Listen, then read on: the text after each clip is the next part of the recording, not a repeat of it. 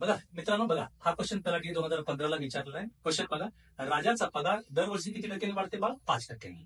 जर राजाचा पगार 2012 वर्षी किती आहे? 20,000.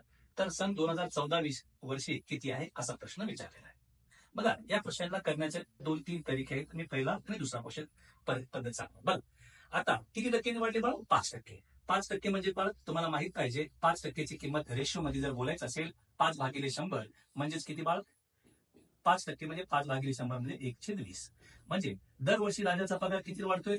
आज जर 20 असेल तर पुढच्या वर्षी किती वाढणार राजानो? 1.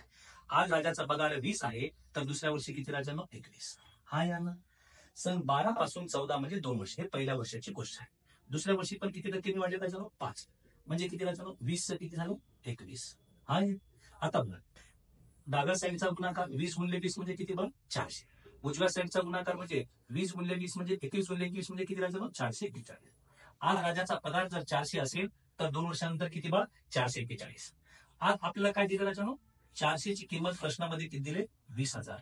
तर 441 ची किंमत विचारलेली. सिंपल क्वेश्चन विचारले.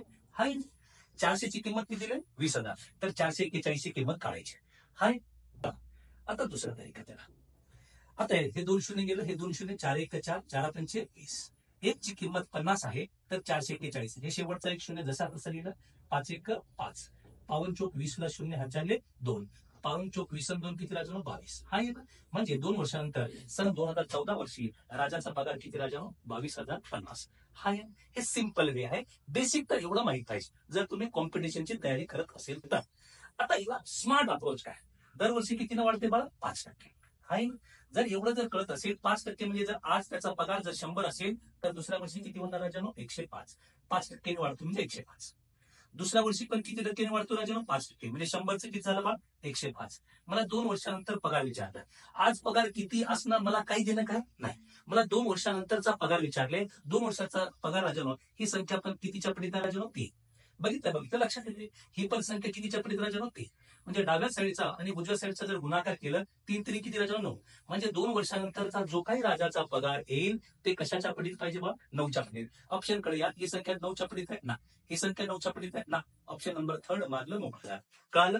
हे झालं बेस्ट तरीका या क्वेश्चनला सॉल्व्ह करण्याचा. हे एकमेव तरीका हे होतं.